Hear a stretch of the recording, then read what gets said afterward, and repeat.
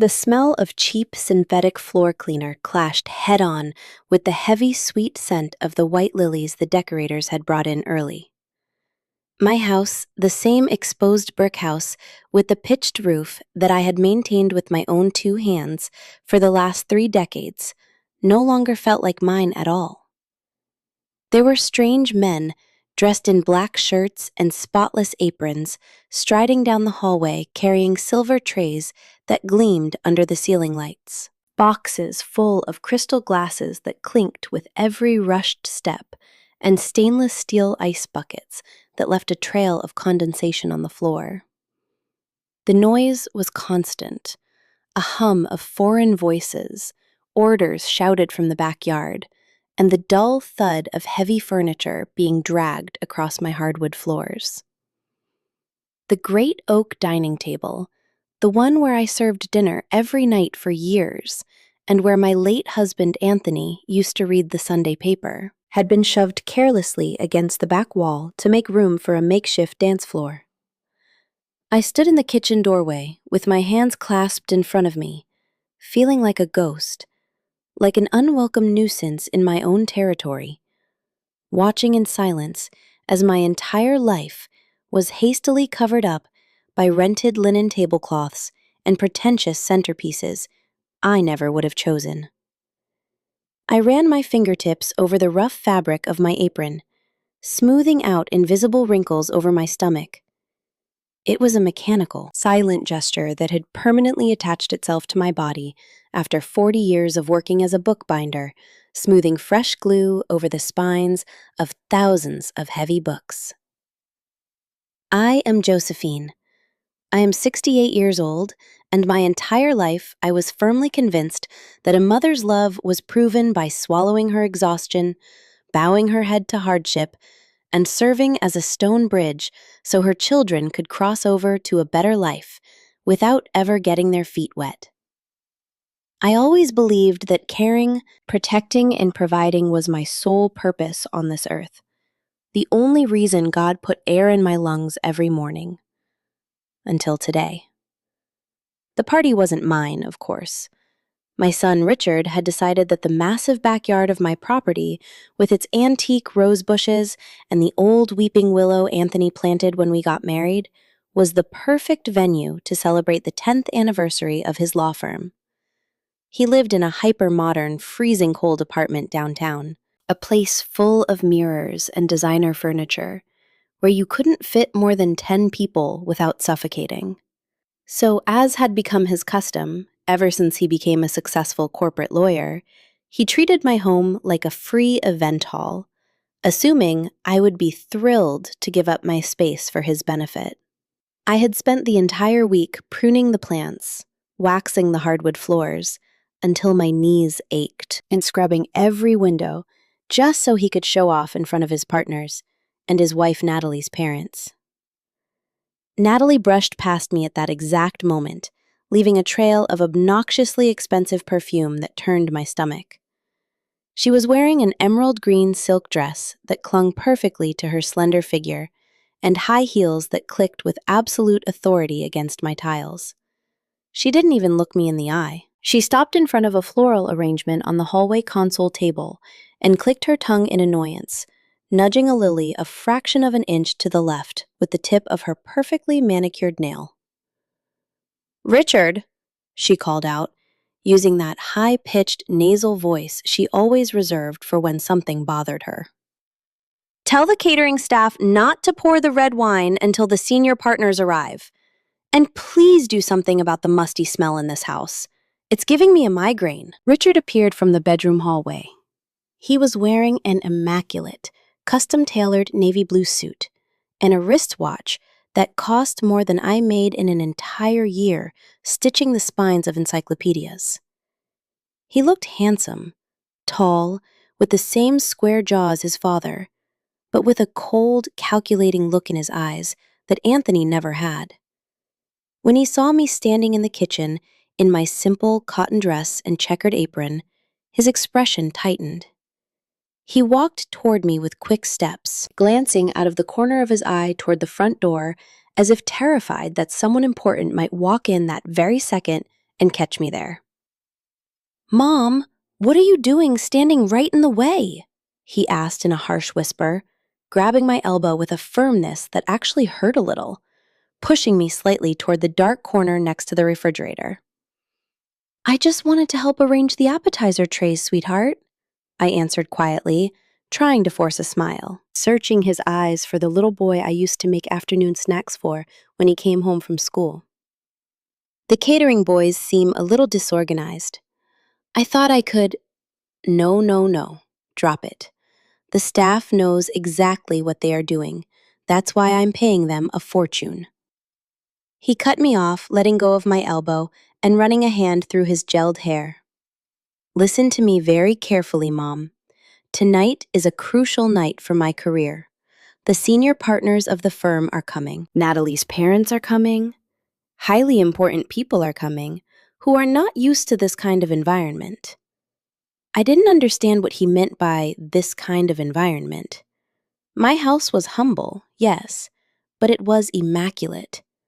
The walls were freshly painted by my own hands, the cushions were washed, the floors were gleaming. I looked at him in confusion, waiting for him to finish the sentence. He let out a sigh, a heavy, irritated sound, as if simply speaking to me was an exhausting chore that drained his vital energy. He looked over at Natalie, who gave a slight dismissive half-smile from across the room, and then he locked his eyes back on me. "Mom, go wash the bathrooms and stay in your room. You embarrass us," Richard said. The words fell from his mouth with a terrifying naturalness, without a single tremor in his voice, without an ounce of hesitation. They were delivered with the exact same coldness a boss uses to fire an incompetent employee. "You can't be wandering around out here in those old lady clothes with that maid attitude, offering people food like you're the hired cook. Scrub the guest bathroom sinks, make sure there's toilet paper and soap, and then lock yourself in your bedroom. I'll have one of the waiters bring you a plate of food later. Do not come out until everyone is gone." The silence that followed that order was the loudest sound of my entire life. It felt as if the air in the kitchen had turned to solid lead, crushing my lungs, making it impossible to pull in a single breath of oxygen. I blinked slowly, staring at the face of my only child. I searched his features for any sign of regret, any hint that the words had just slipped out due to the stress of the event, but there was nothing. There was only cold impatience, a genuine annoyance at my very existence. I was a stain on his perfect painting, a living reminder of his humble origins that he desperately needed to hide behind a closed door. I didn't scream. I didn't slap him across the face. I didn't break down sobbing uncontrollably in front of him, and I didn't demand an apology. Over the course of my life, I learned that the deepest wounds don't make you scream right away. They paralyze you. They leave you anesthetized, while the blood begins to quietly pool. I lowered my gaze to his Italian leather shoes, those shoes that shined under the fluorescent kitchen lights. I nodded, a slow, mechanical movement. "Okay, son," I muttered, my voice sounding dry, entirely hollow of any recognizable emotion. I turned around and walked toward the laundry room, dragging my feet just a little. Behind me, I heard Richard let out a sigh of relief and tell Natalie that everything was handled, that the old woman wasn't going to be a nuisance anymore. Their muffled laughter blended with the soft jazz music the sound techs had just queued up in the backyard. In the laundry room, the air was freezing. I picked up the worn, yellow plastic bucket, the exact same bucket I had used for the last 10 years. I took out the green sponge, the bottle of bleach with its piercing chemical smell, the stiff bristled brush for the tile grout, and a clean microfiber cloth for the mirrors. The weight of the bucket in my hand felt different today. It was no longer the tool of a woman caring for her nest. It was the shackle I had been locked into inside my own home. I walked down the back hallway, avoiding the main living room where the guests were already beginning to arrive, and stepped into the guest bathroom. I flicked on the harsh white light and dropped to my knees on the cold ceramic tiles. I poured a heavy splash of bleach into the toilet bowl and started scrubbing with the brush. The caustic, chemical fumes burned my nostrils a little, but I was grateful for it. It helped keep my eyes dry. I scrubbed the porcelain until my knuckles turned white. Every circular motion of my arm was a heavy, dull blow against my own memory. As I ran the damp sponge along the edge of the sink, my mind drifted backward without asking for permission. The sharp smell of chlorine vanished instantly, replaced by the heavy stench of industrial glue and old paper. It was the winter of 1998. Anthony had died of a massive heart attack barely a year prior, leaving us with a microscopic life insurance policy that barely covered the funeral costs and a mountain of past due bills. Richard was 15. He was right in the thick of his teenage years, furious at the world and desperate to fit in with the rich kids at the private school I insisted on sending him to, truly believing that a high-end education was his only life raft. That winter, his class organized a ski trip up north, an outrageously expensive trip that all his wealthy friends had already paid for. Richard came home crying tears of absolute rage, kicking doors, screaming that he was a starving beggar, that his life was nothing but misery. I couldn't bear to see him suffer. That very same week, I took on a monumental commission from a local printing press that was drowning in backlog. Hand-binding, stitching, and gluing 200 legal encyclopedias in 4 days. I set up a workstation in our damp, freezing garage. I worked for 72 straight hours without sleeping a wink. I remember the stabbing pain at the base of my neck, like someone had driven a steel spike into my spine. I remember how the thick hemp thread sliced right through the skin of my index fingers and thumbs, leaving bloody grooves that I had to wrap in heavy tape just so I wouldn't stain the white pages of the books. I survived on black coffee and stale bread. When I finally delivered the order and received the heavy manila envelope stuffed with cash, my hands were shaking so violently I almost dropped the bills. I got home that same night and tossed the envelope onto Richard's bed. I told him to pack his bags, that he was going skiing with his friends. He snatched the money with a ravenous speed. He didn't hug me. He didn't ask why my hands were taped up or why my eyes were bloodshot from sleep deprivation. He just counted the bills, smiled with utter smugness, and sprinted to the phone to call his buddies. Back then, my mother's heart justified his selfishness. I told myself he was just a boy, that the joy on his face was worth every single cut on my fingers, every hour of agony in that freezing garage. But right now, kneeling in front of this toilet, scrubbing the imaginary dirt out of a bathroom that was already spotless, the memory didn't make me feel tender. It made me nauseous.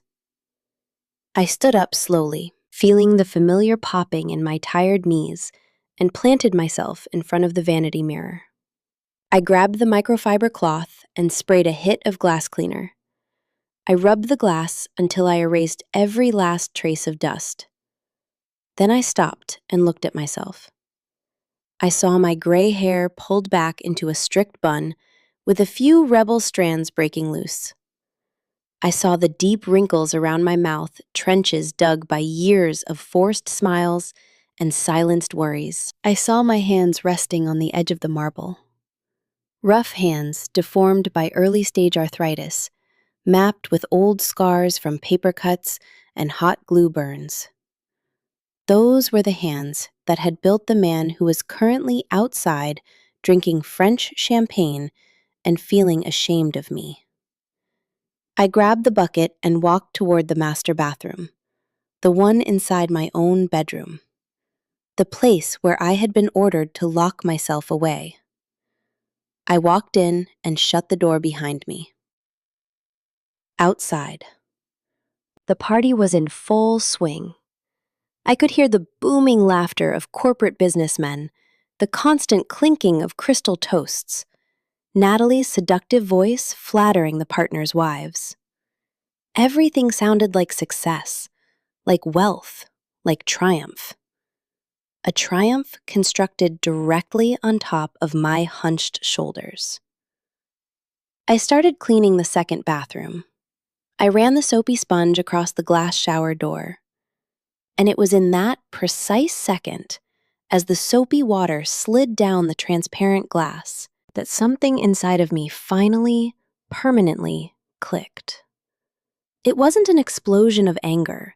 It wasn't a fit of blind, screaming rage or a desire for some melodramatic revenge.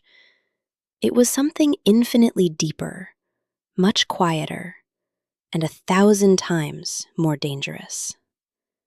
It was the sound of a steel vault sealing completely shut.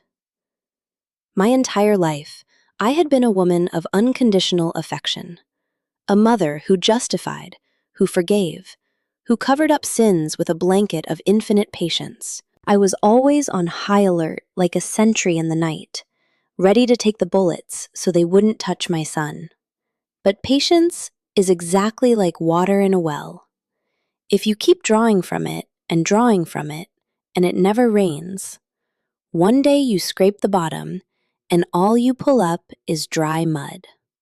Hearing Richard's order to hide myself because I disgusted him, the well instantly ran dry. That blind love, that animal instinct to protect my young, regardless of the cost, simply switched off. I literally felt a cold, comforting anesthesia wrap around my chest. The submissive woman who kept her head down to avoid being a bother had just died, right there in that bathroom, suffocated by the smell of bleach and sheer ingratitude. Standing in her place was the owner of the house, a woman who knew exactly what she was worth, and who was no longer willing to bleed a single drop for a man who treated her like garbage. I finished cleaning. I rinsed the sponge under freezing water until it stopped foaming. I washed my hands meticulously, rubbing every knuckle, every scar, and dried them on a plush Egyptian cotton towel that Natalie had bought expressly for the party. A towel she had strictly forbidden me from using. I walked out of the bathroom and stepped into my bedroom. The room was dark, lit only by the flashes of colored lights bleeding in from the backyard through the half-closed blinds. The sound of the live jazz band made the window panes vibrate slightly. I stood in the middle of the room and took a deep breath. I had been ordered to stay locked in here like a punished dog until the illustrious guests decided to leave. I wasn't going to do that. I walked over to the old oak wardrobe. I pulled open the heavy doors and dragged out a small brown leather suitcase Anthony had given me for our 10th anniversary. A suitcase I hadn't touched in 20 years. I popped it open on the mattress. With precise movements, without rushing but without stopping, I began to pack my things. I wasn't taking much. 3 clean blouses, my 2 most comfortable pairs of slacks, a thick wool sweater for the cold, my blood pressure medication, a pair of soft-soled shoes, and my toiletries. I didn't pack photographs of Richard. I didn't pack keepsakes from his childhood. All of that belonged to the woman who just died in the guest bathroom. I zipped the suitcase shut with a sharp zip. Then I walked over to the nightstand. I unlocked the top drawer and pulled out a thick cardboard folder I kept hidden away. Inside the folder was a sealed, heavy manila envelope. I held it in my hands for a few seconds, feeling the physical weight of the paper. The weight of decisions made in total silence, while everyone else assumes you know nothing about how the world works. Richard and Natalie believed I was an ignorant old woman, a relic from another era, who didn't understand the law, property rights, or real estate values. They thought my silence was stupidity. they thought my obedience was ignorance. They were about to find out that a mother's silence isn't always submission. Sometimes, it's just the time it takes to set up the board before saying checkmate. I took the manila envelope and walked out of my bedroom. I moved silently down the service hallway, dodging a waiter rushing toward the patio with a bucket full of ice. I reached the guest bathroom, the exact same one I had scrubbed spotless barely half an hour ago. I walked in, flipped on the light, and placed the manila envelope dead center on the black marble sink. It was impossible to miss. Right next to the envelope, I dropped my house keys. Every single copy I owned. An early gift. A package containing the final result of months of quiet paperwork, discreet morning visits to the estate attorney's office, while Richard assumed I was at the grocery store, and signatures permanently inked at the bottom of irrevocable legal documents. I walked out of the bathroom without looking back. I went into the kitchen and picked up the wall phone hanging next to the pantry. I dialed the neighborhood cab company, the same one I'd used my whole life. "Good evening," Miss Josephine answered the raspy voice of Manny, the dispatcher who had known me for decades. "You need a car at this hour. Sounds like a hell of a party over there." "Good evening, Manny. Yes, please. I need a car at the back gate in the service alley, as soon as possible. And tell the driver not to honk the horn. I don't want to interrupt my son's celebration." "He'll be there in 10 minutes, ma'am." I hung up the receiver, grabbed my brown suitcase and my dark winter coat. I didn't say goodbye to a soul. I didn't march out to the garden to make a scene. As I pushed open the back kitchen door leading out to the dark alleyway, I heard Richard's voice amplified through a microphone, cutting through the music and the chatter of the crowd. "I want to thank everyone for being here tonight," my son projected, using a rehearsed tone of fake humility that turned my stomach for the very last time. "This success isn't just mine. It's the result of hard work, of looking toward the future, and of surrounding myself with the right people.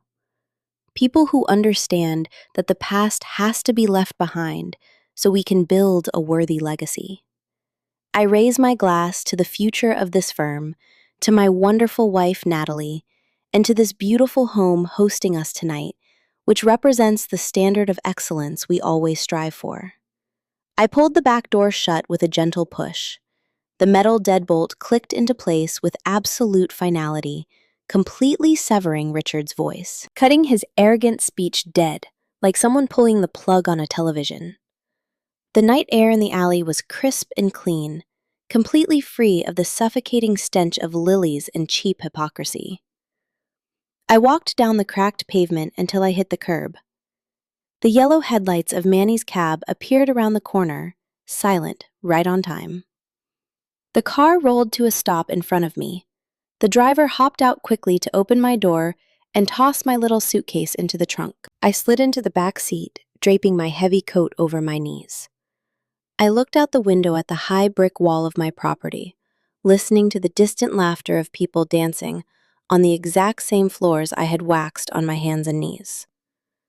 The cab pulled away slowly, leaving the curb behind, and I closed my eyes, knowing with absolute certainty that in a few hours, when the party ended and my son walked into that bathroom looking for a moment of peace, the present I left for him on the marble sink was going to obliterate his paper world with the exact same ease he had used to try and erase me. The cracked synthetic leather seats in Manny's cab had been baked by years of the city's unforgiving sun, but to me in that specific second, it felt like the most comfortable chair on earth. The car smelled like fake pine air freshener and stale dark tobacco, a harsh, honest combination that helped purge the sickly sweet residue of lilies and Natalie's suffocating perfume from my lungs. I rested my head against the cold glass of the window and watched the high brick wall of my house. The house that had been mine for over 3 decades slide away, swallowed up by the shadows of the night.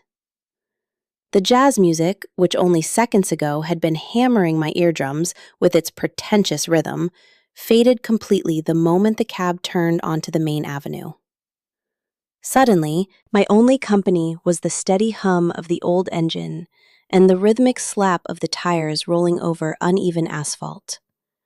I looked down at my hands, resting on the dark fabric of my coat. I could still feel the harsh dryness of raw bleach on my fingertips. That caustic chemical smell that burrows under your nails and refuses to wash out no matter how much soap you use. I rubbed my arthritis-swollen knuckles, remembering the coldness of the sponge, the blinding white of the toilet porcelain, Richard's voice ordering me to vanish. I didn't feel any urge to cry. It was strange. For years I had cried over the smallest things. When Richard scraped his knees as a little boy, when my husband Anthony forgot our anniversary, when the money didn't stretch to the end of the month. But now, staring down the absolute ultimate betrayal from my own flesh and blood, my eyes were bone dry. Instead, I felt a mental clarity that was razor sharp, freezing, and precise, like the edge of a steel ruler from my bookbinding days. "Where to?" Miss Josephine Manny asked, catching my eye briefly in the rearview mirror. His raspy voice broke the silence in the cabin, but it didn't startle me. He was a prudent man, the kind who knows how to read someone else's silence without asking out-of-line questions. He had seen my small leather suitcase and my stealthy exit through the back alley, but he didn't pass judgment. 42 Linden Street, Manny. The red brick building, please, I replied. My voice was perfectly serene, without a single syllable shaking. The cab cut across the city, leaving behind the neighborhoods with tree-lined streets and mansions guarded by private security, gradually pushing into the older downtown district. The flickering neon signs of 24-hour pharmacies, the yellow street lamps on the corners, and the pulled-down metal grates of the mom-and-pop shops welcomed me back to a world Richard despised, but which had always felt incredibly real to me. We pulled up in front of a 3-story building with modest architecture and walls stained by years of humidity. I paid Manny with exact change from my coat pocket and stepped out before he could even put it in park to open the door for me. I grabbed my suitcase, gave him a nod of thanks, and waited for the red taillights of the cab to vanish at the end of the block before walking up to the intercom. I pressed the button for the second floor. A few long, heavy seconds passed, filled only by the distant barking of a stray dog. Then, a sharp metallic click and a sleepy but highly alert voice. "Who is it at this hour?" Martha demanded through the static of the speaker. "It's me, Martha. Josephine. Open the door." The buzzer fired immediately, a long, harsh, grating sound. I pushed open the heavy iron and glass door, hit instantly by the familiar smell of floor wax and vegetable soup that always hung in the hallway of this building. I climbed the stairs slowly, leaning my full weight onto the wooden handrail, making sure my knees didn't give out. Martha was waiting for me on the second-floor landing. She was wearing a plaid flannel robe over her cotton nightgown, her reading glasses dangling from a gold chain around her neck. Martha had been a high school literature teacher for 40 years. We had known each other since we were young women, back when we both counted pennies just to buy fresh bread. She was never a woman for drama or hysterics. Seeing me standing there with a 20-year-old suitcase and a hollow stare, she didn't throw her hands up to her face or gasp in pity. She just stepped aside and pulled the door open wider. "Come in, Josephine. The water for the tea is almost boiling." That was all she said. I stepped into her small apartment, a space crammed with bookshelves overflowing with paperbacks, indoor plants, and antique furniture that smelled of polished wood and accumulated dust. I dropped my suitcase next to the living room sofa and followed her into the kitchen, a tiny nook with yellow tiles and a green formica table. I sat down on one of the metal chairs, letting my arms fall onto the table, feeling the physical exhaustion of the entire week suddenly crash down onto my shoulders. Martha turned off the stove burner, poured boiling water into 2 thick ceramic mugs, dropped in 2 chamomile tea bags, and sat down across from me. The hot steam fogged up her glasses for a second. "What did your idiot son do this time?" she asked, cutting straight to the bone, folding her hands on the table. I looked her in the eye. There was no pity in her expression, just a deep, old, shared anger. I took a breath, a deep pull that filled my lungs with the scent of chamomile, and gave her the unvarnished truth. He threw a party for his law firm's anniversary at my house. He brought in caterers, decorators, a live jazz band. I spent the entire week scrubbing and waxing so everything would be perfect. And when his wife's VIP guests started showing up, he cornered me in the kitchen. He told me I embarrassed them, that my old lady clothes and my maid attitude didn't fit in with his crowd. I paused, running a finger along the rim of the hot mug, letting the heat bleed into my skin. He ordered me to wash the guest bathrooms to make sure there was toilet paper and soap, and then to lock myself in my bedroom until everyone left. He promised he'd have a waiter bring me a plate of food, like I was a dog tied up in the backyard. Martha didn't blink. Her jaw clenched so hard, I saw the muscles in her neck pop against her wrinkled skin. "And what did you do, Josephine?" I went to the laundry room, grabbed the bucket, the bleach, and the sponge. I went into the bathroom and scrubbed the toilet, the tiles, and the mirror. "Exactly as the young master ordered," I answered, with a calm that surprised even me. I scrubbed until the porcelain shined. Then I went to my room, packed this bag, took out an envelope I had locked away, left it dead center on the freshly cleaned sink, along with every spare key to the house, and I called a cab. Martha raised an eyebrow, processing my words, snapping together the pieces of a puzzle she knew better than anyone. A slow, almost imperceptible smile, heavy with dark satisfaction, began to pull at the corner of her mouth. "The envelope," Martha whispered, leaning forward, dropping her voice as if someone might overhear us. "That envelope. The one we went to set up at Ernest Vance's law office 2 months ago." I nodded, picking up my mug and taking a sip of the scalding tea. That exact one. The bill of sale and the eviction notice. Richard, in his infinite arrogance as a young hotshot lawyer, always took for granted that the house was his guaranteed inheritance. He believed, because it was convenient for him to believe it, that when his father died, the property automatically split 50-50 between us. What my son never bothered to look into, because he was too busy looking down his nose at the rest of the world, was that Anthony had left us teetering on the edge of total ruin. Before he died, my late husband had mortgaged the house down to the foundation to cover gambling debts he had hidden from us for years. When he passed, the bank was a hair's breadth away from foreclosing on the property. It was me, with my hands shredded by hemp thread and boiling glue, working through the night, binding books for courthouses and law firms, who paid off that mortgage, penny by bloody penny. I was the one who lifted the lien. I was the one who went through the legal grinder at 48 years old to ensure the deed was placed exclusively in my name, free and clear of all debts and presumed heirs. Richard never knew because Richard never cared. To him, I was just the woman who served his soup and ironed his shirts. 3 months ago, a massive commercial real estate development firm knocked on my door. They wanted to buy my lot, bulldoze the house, and build a private medical center. They offered me a sum of money I had never seen together in my entire life. At first, I hesitated.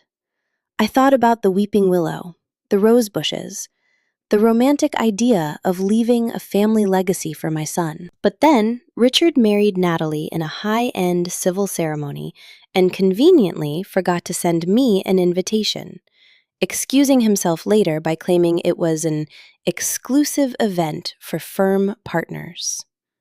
Then came the constant disrespect, the sneers at my old furniture, the times he pretended not to know me when I showed up at his office to drop off paperwork. 2 months ago, I called Ernest Vance, the old estate attorney, and I signed the papers. I sold the house. I sold the whole damn thing, yard, weeping willow rose bushes and all. The new owners, the development firm, take official possession of the property this coming Monday at 8 a.m., I told Martha, setting my empty mug down on the table. The contract stipulates that the house must be delivered completely vacant. Inside that envelope I left on the bathroom marble is a certified copy of the deed transferred to Horizon Investments, along with a notarized demand letter requiring the current occupants to remove all personal property before Monday. If they don't, the demolition crew has the legal right to throw everything into the dumpsters and tear the walls down. Martha let out a sharp, barking laugh that bounced off the yellow kitchen tiles.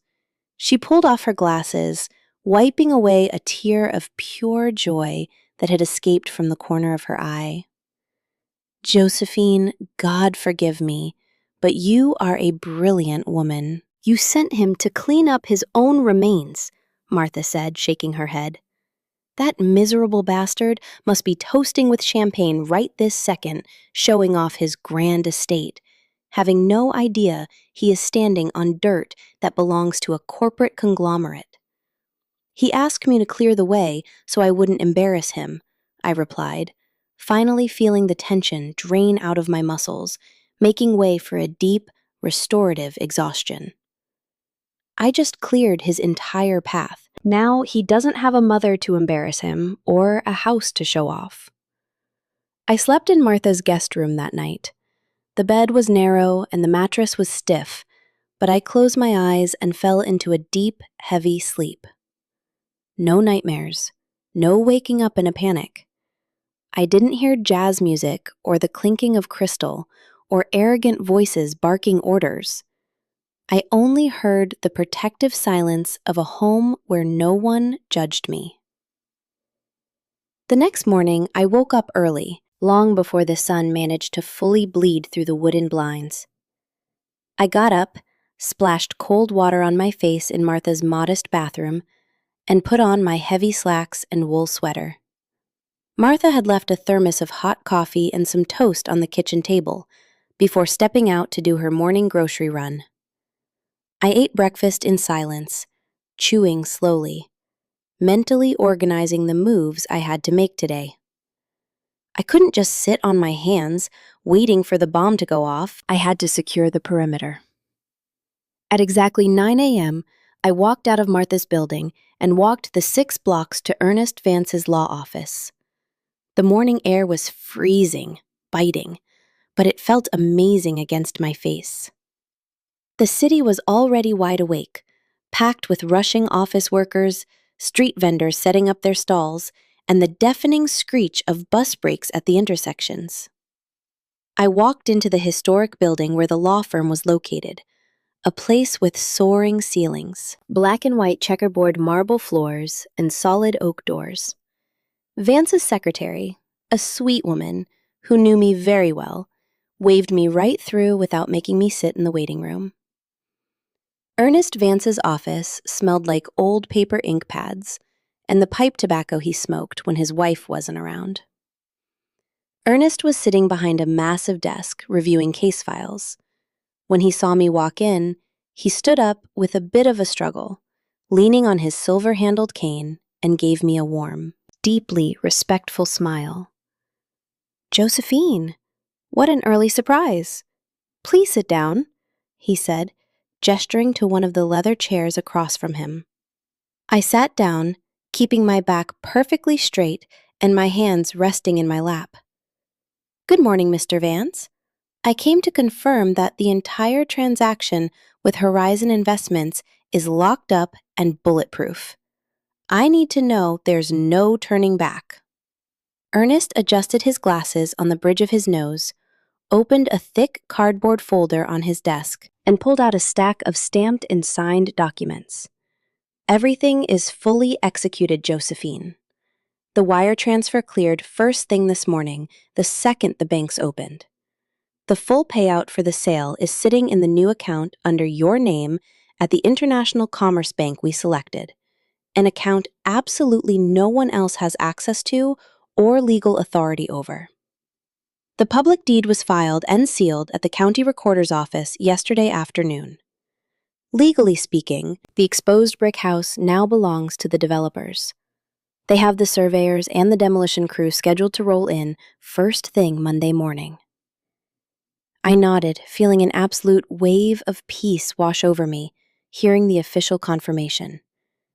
But I knew Richard wasn't going to just roll over and take it. I knew my son. I knew his arrogance and his ability to twist the law in his favor whenever he felt backed into a corner. Ernest, my son Richard, found the paperwork last night. I left a copy of the deed and the eviction notice at the house. Before I left, I informed him, looking him dead in the eye. He's a lawyer, and he works at a firm full of vicious partners.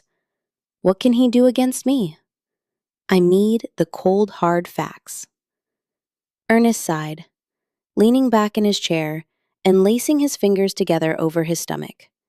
His expression turned dead serious, slipping into his legal strategist persona. A lawyer with a bruised ego is a highly dangerous animal, Josephine, especially if it's your own son. The very first thing Richard will try to do is contest the sale by claiming senile dementia. He will argue that the developers took advantage of a confused elderly woman, that you were not in your right mind when you signed the papers. He will try to get a judge to freeze the transaction, declare you legally incompetent, and have himself appointed as the sole conservator of your estate. It is the dirtiest trick in the book, but it's the most common one in these scenarios. I didn't flinch. I didn't even blink. I reached into my worn black leather purse, unzipped the inner pocket, and pulled out a clear plastic folder. I placed it on Ernest's desk and slid it slowly across the wood toward him. Review that, Ernest. He opened the folder. Inside were 3 medical certificates printed on official letterhead. He read the first one, then the second. By the time he got to the third, a smile of pure, authentic admiration lit up his wrinkled face. He let out a short laugh and slapped his palm against the desk. 3 independent psychiatric and neurological evaluations, Ernest read out loud, practically marveling at the paper. One signed by the chief of psychiatry at City General, and another by a court-appointed expert witness, all dated less than 2 weeks ago, certifying your perfect mental lucidity, your fully intact cognitive capacity, and your absolute fitness to make complex financial decisions. Josephine, you are playing chess while the rest of the world is playing checkers. I was a legal bookbinder for 40 years, Mr. Vance, I replied with a freezing calm. I know exactly how paper traps are built, and I know how to snap them shut before the enemy even steps foot inside. Richard cannot declare me insane. He cannot void the sale, and he cannot fight Horizon Investments because their corporate sharks would crush him into powder in a week and leave him bankrupt. It is an absolute checkmate, Ernest confirmed, closing the folder and handing it back to me, with a look of profound respect. Your son has absolutely 0 legal leverage to reverse this. The house is gone, and the money is untouchable. You are completely free, Josephine. I walked out of the law office with the document safely tucked in my bag and a feeling of lightness in my chest that I hadn't felt since my 20s. I walked a couple of blocks to the main city plaza. The sun was high now, warming up the gray cobblestones and the wrought iron benches. I bought a black coffee from a corner stand, a cheap coffee in a paper cup that burned my fingers, and sat down on the bench facing a stone fountain where pigeons were bathing, completely ignoring the roar of the traffic. I held the cup with both hands, letting the heat soothe the dull ache in my joints. I was watching a little boy throw breadcrumbs to the birds when the cell phone in my coat pocket started vibrating violently. The generic ringtone shattered the peace of the morning. I pulled the phone out. On the glowing screen, the name Richard was flashing relentlessly. I didn't answer right away. I let it ring once, twice, 3 times, 4 times. I wanted the anxiety of the wait to chew through his nerves. I wanted the silence to weigh on him exactly as heavily as his contempt had weighed on me. Just as the call was about to roll to voicemail, I swiped my finger across the green icon and brought the phone to my ear. "Hello," I said, using a neutral, almost bored tone, like I was answering a telemarketer. "Mom, for the love of God, where the hell are you?" Richard's voice exploded through the speaker. It wasn't the measured, arrogant tone of the hotshot lawyer who gave that speech in the backyard. It was a desperate, furious, suffocated hiss, like he was locked inside a closet, trying to scream without anyone hearing him.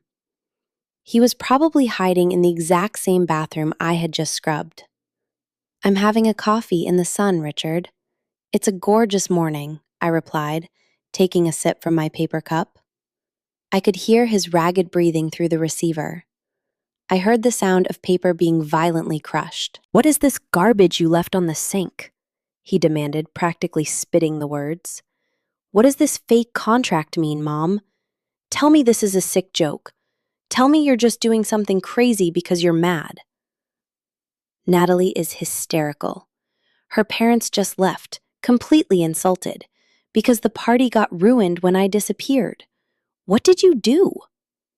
"It's not a fake contract, son. It is a notarized, certified copy," I replied, pronouncing every single syllable with piercing clarity. "The original is properly filed with the county recorder's office, and it means exactly what you read on page 1. I sold the house. The whole house. The dirt, the walls, the roof, and your beautiful garden with the weeping willow. It doesn't belong to me anymore." "You can't do that!" Richard screamed, completely losing control of his volume. "That house was mine too. It was my father's inheritance. You had absolutely no right to sell it without my signature. I'm going to sue you. I'm taking you to court. I'm going to have this scam annulled." The sound of his desperation slammed straight into the shield of my meticulous preparation and shattered into a million pieces. "Your father didn't leave an inheritance, Richard. He left gambling debts and the mortgage that was 1 month away from foreclosure," I said, dropping my voice into a low, cutting, authoritative whisper. "I paid for that house with my own hands, stitching books together in the dead of night while you slept and went on ski trips. The deed has been in my name and my name alone for 15 years. You never found out because you were too busy being embarrassed by my cheap skirts to ever check the public records." There was a dead, graveyard silence on the other end of the line. The crushing weight of the legal truth, a truth his lawyer brain had just processed and validated in a fraction of a second, dropped on him like a block of cement. "Mom." His voice shifted. The fury vanished, instantly replaced by a wet tremor. The tremor of a man who looks over the edge of a cliff and realizes he isn't wearing a parachute. "Mom, please listen to me. You can't do this to me. The buyer is Horizon Investments. They're the biggest commercial conglomerate in the state. My firm cannot go to war with them. They would rip me to shreds in a hearing. I spent every dime of my savings remodeling the yard and throwing this party. The eviction notice says they're coming to take possession on Monday. That's in 2 days. I have designer furniture in there. The band left all their sound equipment. Natalie's parents parked their cars in the garage. I have nowhere to put any of this. I took another sip of coffee, watching the pigeons peck at the ground. I felt the sun warming my face. I remembered the humiliation, the shooting pain in my knees from scrubbing the white ceramic tiles, the pure disgust in Natalie's eyes. The cruel order from my own son, shoving me into the shadows of my own home. You told me to wash the bathrooms and hide because I embarrassed you, Richard, I said. My voice was so calm, it seemed to just float in the air. So I did. I cleaned up the dirt, I packed my bag, and I hid myself from your life permanently. Now it's your turn to clean up the mess. You have until Monday at 8 a.m. to get your things out, or the developer's bulldozers are going to crush your designer furniture right along with the old house that embarrassed you so much. Mom, wait! Please don't hang up. We need to talk. I didn't mean to. Goodbye. Richard, close the door on your way out. I pulled the phone away from my ear and hit the red button. The call cut off brutally, silencing his begging. I stared at the black screen for a few seconds. Then, with a firm twist of my arthritis-warped fingers, I popped off the plastic case, opened the side slot, pulled out the SIM card, and snapped it cleanly in half with my thumbnail. The tiny piece of plastic and metal fell to the ground, disappearing into the gray cobblestones of the plaza. I looked up, breathed in the freezing morning air, and finished my black coffee in total silence, knowing the chessboard could never be reset. The broken piece of plastic stayed abandoned on the gray tiles of the plaza, blending in with the city grime and the dead leaves the wind dragged across the ground. I dropped the dead phone into the bottom of my black leather purse. I yanked the zipper shut and stood up. The mid-morning sun had warmed the stone bench, but I felt an unusual coolness radiating through my body. For the first time in 40-something years, I didn't have to rush to a discount market to hunt for cheap vegetables or hurry back to a house to wax floors or calculate exactly how many books I needed to stitch that week to keep the lights on. My time suddenly belonged entirely to me. I walked with a steady pace down the main avenue of the financial district. The buildings towering over me were massive monoliths of tempered glass and steel, cold, gigantic structures reflecting the gray clouds above. On the sidewalk, young men and women in tailored suits, carrying leather briefcases, power walked past me, frowning into their phones, trapped in the exact same bubble of fabricated urgency and arrogance my son lived in. Not a single one of them noticed me. To them, I was just an old woman in a thick sweater and orthopedic shoes. A roadblock moving too slowly. An invisible shadow painting the background of their success. I stepped slightly to the side to let a pack of executives pass and kept walking until I reached the flagship branch of the International Bank of Commerce. The exact place Ernest Vance had ordered me to open my new account. I pushed through the heavy revolving door, and the blasting air conditioning hit my face like a sheet of ice.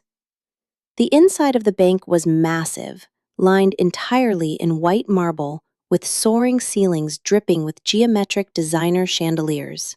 There were no long lines of exhausted people waiting to cash a miserable pension check. There were no grumpy tellers sitting behind smudged, bulletproof glass. This was the bank where real money moved, the kind of money that buys silence and builds skyscrapers. I walked up to the receptionist's desk, a young girl in a flawless, tailored suit with her hair pulled back into a severe bun. Good morning. I have an appointment with the Director of Wealth Management, Valerie Rivers. My name is Josephine Salazar, I said, resting my arthritis-gnarled hands on the polished granite counter. The young woman typed something into her computer, looked up at me with a mix of surprise and professional courtesy, and gave a sharp nod. She asked me to take a seat on one of the white leather sofas, but I barely had time to settle in before a tall woman in her 50s, wearing thin-rimmed glasses and projecting an aura of razor-sharp intelligence, walked up to me.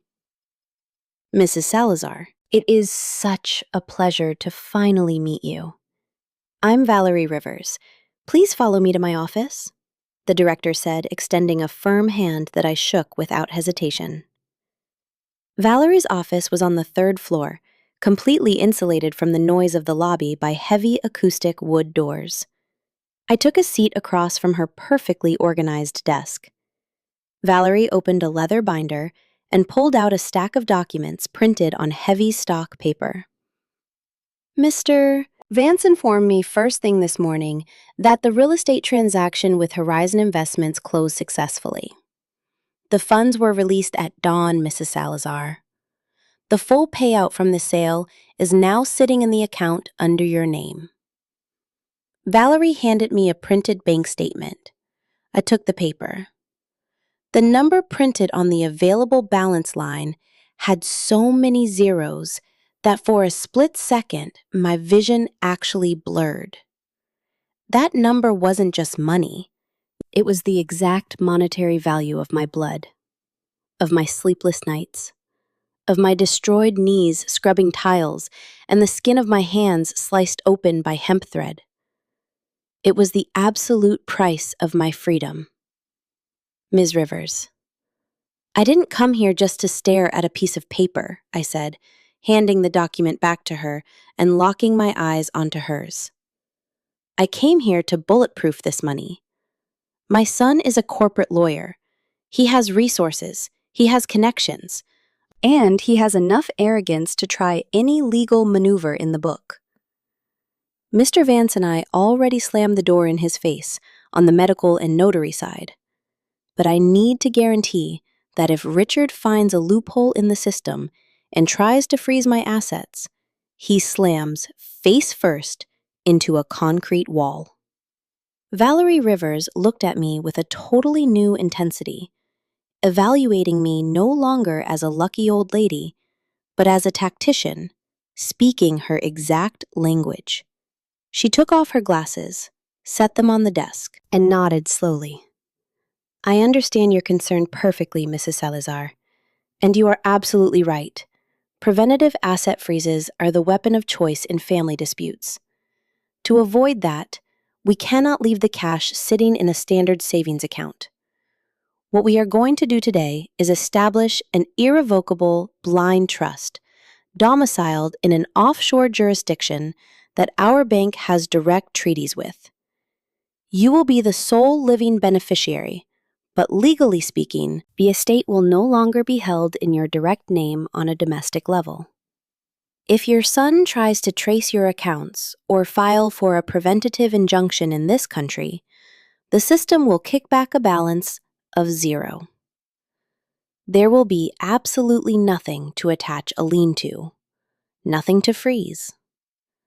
You will receive a debit card with 0 geographic restrictions, and you can access the funds whenever you please. But legally, the money will be completely untouchable by third parties." "How long does it take to sign that?" I asked, feeling a profound wave of relief, as if a backpack loaded with river stones had just been unbuckled from my shoulders. "The contracts have already been drafted at the request of Mr. Vance, who warned me about your diligent nature. I just need your signature on 10 pages and the thumbprint. In 48 hours, the legal structure will be fully operational offshore, and the funds will be wired." I spent the next half hour reading every single clause, every line of fine print in the documents Valerie placed in front of me. My eyesight wasn't what it used to be, but my years binding civil codes and criminal case files had taught me exactly how to spot the traps hidden in legal drafting. There were none. I signed with a steady hand. When I set the pen down on the desk, Valerie handed me a smooth, matte black card. No name printed on it, just a string of silver numbers. This is your key, Mrs. Salazar. Nobody else in the world has access to it. I walked out of the bank just past 11 in the morning. The air felt different, purer, lighter. I walked several blocks, putting the financial district behind me, slowly drifting into the older streets of the city, the ones where faded canvas awnings protected the display windows of small family-owned shops. I needed a new phone. I walked into a neighborhood electronics store, a cramped little shop that smelled like dust and new plastic, and bought the simplest device they had. Big buttons, no internet access, strictly for making and receiving calls. I bought a new number and slipped the phone into my coat pocket. As I was walking back toward Martha's apartment, I passed an old hardware store. The harsh smell of sawdust, fresh paint, and industrial glue drifted out onto the sidewalk. I stopped dead in my tracks. That smell, that heavy chemical cocktail, shot straight up my nose and dragged me backward into the past with a violence that knocked the wind out of me for a second. It was as if the street evaporated, and I was suddenly standing right back in the damp garage of my old house, 20 years ago. Anthony had just died. I was shattered. Not just over the loss of the man I had shared my life with, but because of the Pandora's box that blew wide open the second the bank knocked on my door.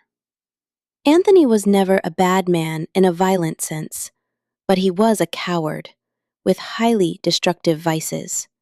He played cards. He bet on horses.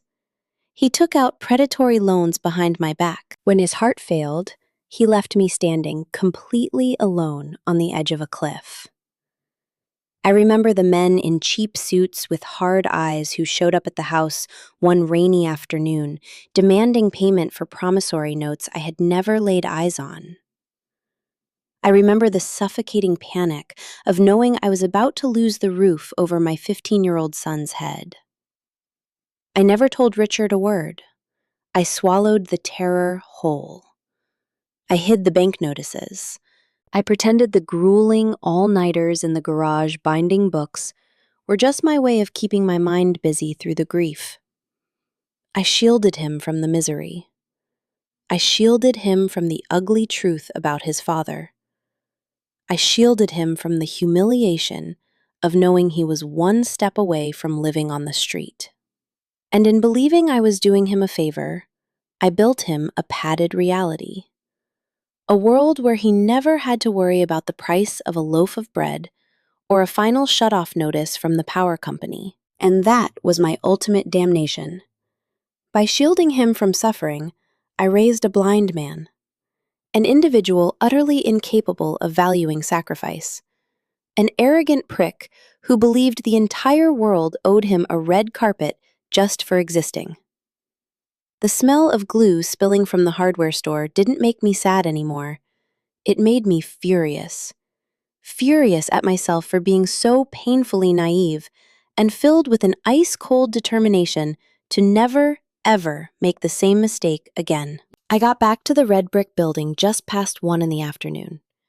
I climbed the stairs slowly, feeling the accumulated exhaustion of the morning settling into the backs of my knees. When I reached the second floor, I found the door to Martha's apartment cracked open. I pushed the wood and walked in. The smell of vegetable soup flooded the hallway, a warm, comforting, homemade aroma. Martha was in the kitchen, the landline phone wedged between her ear and her shoulder, stirring an aluminum pot with a wooden spoon. When she saw me, she waved her free hand, gesturing for me to sit down at the green formica table. "Yes, Carol, I'm listening." "No, don't worry. I won't tell a soul." "Uh-huh. And what did they do?" "You don't say." "All right, girl, I have to go. The soup is boiling over." "Hugs. Take care." Martha slammed the receiver onto the cradle, let out a raspy cackle, and dropped into the chair across from me, wiping her hands on her checkered apron. Oh, Josephine, the entire neighborhood is talking. That was Carol, calling the widow who lives right next door to your old place, the one with the ivy on the property line. I imagine she didn't get a wink of sleep thanks to the jazz band, I said, pulling my new phone out and setting it on the table. The jazz band was the least of it. Martha leaned forward, her eyes gleaming with pure anticipation. Carol told me that around 2 in the morning, the party stopped dead in its tracks. She says she heard a scream, but not a scream of joy. It was a roar of absolute rage coming from inside the house. Shortly after that, the backyard lights cut out and the guests started filing out. Carol was spying through her blinds, obviously. She says she saw your son's in-laws practically sprinting out of there, faces dragging on the floor, piling into their imported car without saying goodbye to a single person. I nodded slowly. Richard had walked into the bathroom. He had seen the envelope. He had read the document, and his cardboard theater had collapsed right in front of his in-laws. But that's not even the best part. Martha continued ladling steaming soup into 2 deep bowls. Carol says that first thing this morning, before the stores even opened, a moving truck pulled up to the front door of your old house. 2 guys in coveralls got out and rang the bell. Your son came out in a bathrobe, absolutely ballistic, screaming at the top of his lungs in the middle of the street that he hadn't ordered any movers and telling them to get the hell off his property. The movers didn't even blink. They showed him a piece of paper. They told him they had been hired and paid in full, in advance, by a Mrs. Salazar to clear out the residence. And they told him that if he didn't let them in, his problem was going to be with the demolition company on Monday morning. I smiled, picking up my metal spoon. I had tied up every single loose end. I didn't just sell the property and sign the eviction notice. I used a tiny fraction of the contract deposit to hire the most ruthless, efficient moving company in the city. What did Richard do? I asked, blowing on the hot broth. According to Carol, the coward started threatening to call the cops. The movers just laughed in his face. They dumped a stack of flattened cardboard boxes on the sidewalk and drove off. Your son just stood there on the curb in his bathrobe, right in front of all the neighbors coming out to buy their morning bread, staring at those boxes like they were coffins. Carol says the wife, that Natalie girl, stormed out onto the porch, bawling her eyes out, screaming at him that he was a useless piece of trash, and demanding to know how it was possible he had no control over his own house. The soup tasted incredible, but the poetic justice Martha was serving me fed a part of my soul that had been starving to death for years. For the first time in his life, Richard was experiencing exactly what it felt like to be publicly humiliated, stripped of his dignity in front of the exact people he was desperately trying to impress. We finished eating in a conspiratorial silence. Martha cleared the plates, and I stood up to help her wash them, when a sharp, piercing buzz shattered the quiet of the apartment. It wasn't my new phone. It was the building's front buzzer, the street intercom. Martha frowned. I'm not expecting anyone. Mailman, maybe? She walked down the hall and unhooked the intercom receiver. Yes? Who is it? Martha stayed totally silent for a few seconds. Her back went completely rigid. She turned her head toward me, covering the mouthpiece with the palm of her hand. Josephine. It's a man. He's asking for you. He says he's here on behalf of your son's law firm, and that he needs to serve you with an urgent notice. My stomach knotted up for a fraction of a second. But the cold bleach, that wall of ice I had built in my chest the night before, snuffed out any trace of fear. Richard had tracked me down. He had probably used his firm's connections to find out which cab company owned the car that picked me up in the alley and forced Manny or the dispatcher to cough up the drop-off address. It was a desperate move, the wild thrashing of a drowning man. Let him up, Martha. I said, wiping my hands on a dish towel, and leave the door cracked. Martha nodded, hit the button to unlock the street gate, and left her apartment door sitting on the latch. I sat down on the living room sofa, back perfectly straight, hands folded gracefully in my lap, eyes locked dead on the doorway. I wasn't going to hide in the kitchen. I wasn't going to bow my head. I heard the fast, heavy footsteps charging up the stairs. Seconds later, the door swung wide open. Standing in the doorway was a young man, no older than 30, wearing a light gray suit, a silk tie, and carrying a dark leather briefcase in his right hand. His hair was slicked back, and he wore that haughty, arrogant expression exclusive to men who believe a law degree makes them bulletproof. I recognized him instantly. It was Mr. Morales, one of the junior partners at Richard's firm, a kid who used to look at me with absolute disgust whenever I dropped off lunches for my son at the office. Morales barged in without asking permission, eyeing Martha's antique furniture with a look of obvious revulsion, until his eyes locked onto me. "Mrs. Salazar," he stated, using a forced, authoritative tone, trying to project a commanding presence that was entirely too big for him. "Your son sent me, on behalf of the firm. It took me all morning to track you down to this place. I didn't invite you in, Mr. Morales, so say whatever it is you came to say and leave quickly. We are busy washing dishes," I replied. I didn't raise my voice, but the sheer firmness of it made him blink in confusion. He was used to the submissive Josephine, who kept her eyes glued to the floor. Morales cleared his throat, popped open his briefcase, and pulled out a white envelope stamped with the law firm's letterhead. "I am here to serve you with a pre-litigation demand, Mrs. Salazar. Richard is willing to be lenient. If you sign this document retracting the sale and legally declaring that you signed the papers under a state of severe mental confusion induced by medication, the firm will handle fighting the contract annulment with Horizon Investments. Richard will assume legal guardianship over you, and we will place you in a private assisted living facility, with all expenses paid. But if you refuse..." Morales took a step forward, trying to use his height to physically intimidate me. "If you refuse, we will file criminal charges for procedural fraud first thing tomorrow morning. We will have you arrested, ma'am. It is not in your best interest to go to war with us." Richard is furious. And when Richard gets angry, he destroys anyone standing in his way.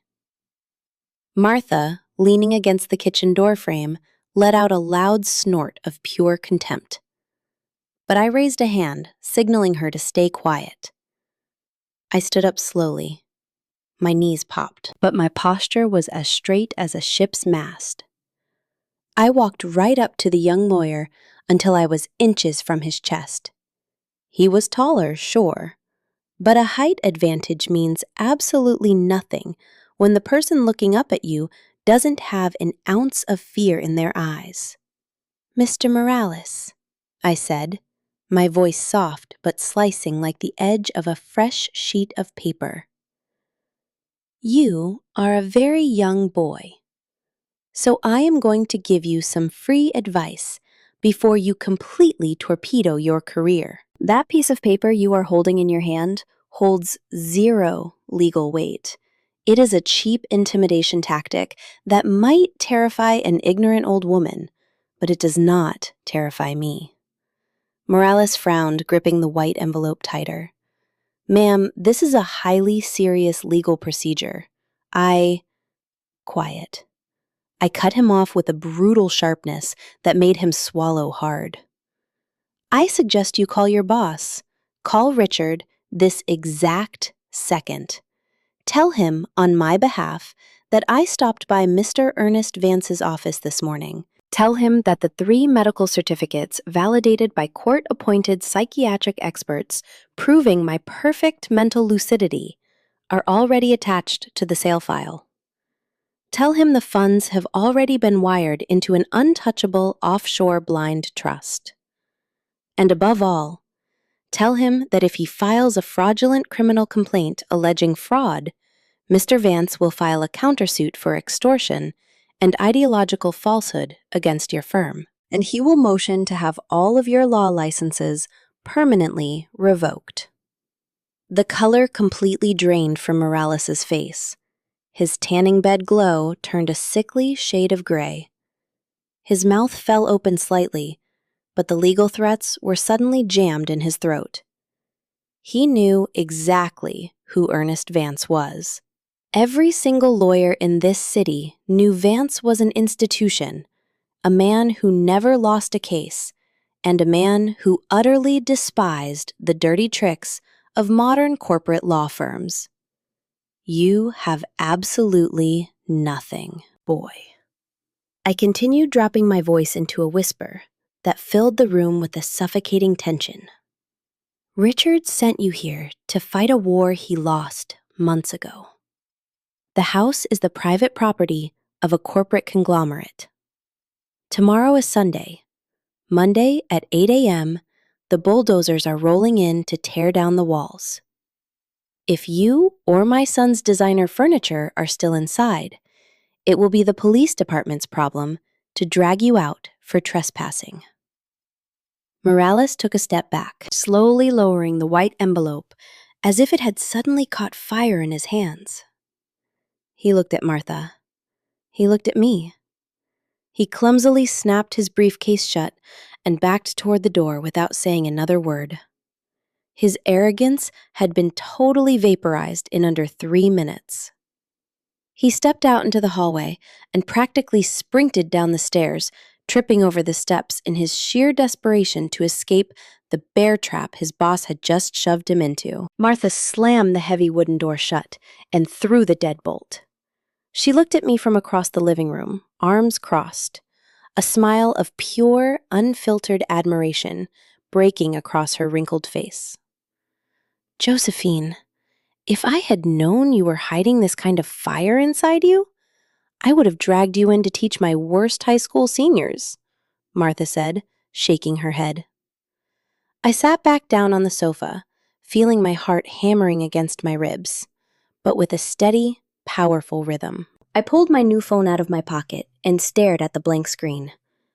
Richard's ambush had failed. His attempt to intimidate me using an emissary in a cheap suit had smashed right into a brick wall of medical and legal evidence, a wall I had built in total silence while he treated me like a piece of trash. There were no threats left that could scare me. The trust protected my future. The estate attorney protected my sanity in the eyes of the law, and the Horizon Investments contract would execute the exact sentence I had handed down. All that was left to do was wait for the weekend to bleed out. Monday morning, the developers would take possession of the bricks, the waxed hardwood, and the pretentious garden. And I would make absolutely sure from the shadows that Richard understood the exact price of ordering me to wash those bathrooms. Sunday dragged by with the thick, heavy slowness of the hours, right before an inevitable storm breaks. Martha's apartment, usually filled with the classical music she played on her old transistor radio, stayed wrapped in a dense, expectant silence. I spent most of the afternoon sitting by the small living room window, watching the traffic on the main avenue through glass fogged by a light drizzle. I wasn't anxious. Anxiety is the fear of the unknown, the dread of whatever the universe might throw at your face. I didn't have any unknowns. I had drawn the blueprints myself. I had tightened the bolts. I had lit the fuse. The only thing standing between me and the final explosion was the simple ticking of the clock. Martha brewed lemon verbena tea and baked oatmeal cookies, moving around her kitchen with a quiet peace that I felt deep in my soul. She didn't ask me any pointless questions. She didn't try to convince me to show mercy. She didn't pull that classic emotional blackmail card, demanding that a mother must forgive any atrocity simply because she gave birth to her executioner. She knew better than anyone that some wounds don't bleed, they just rot the wood from the inside out until the entire house caves in. When night fell, I retreated to the guest room.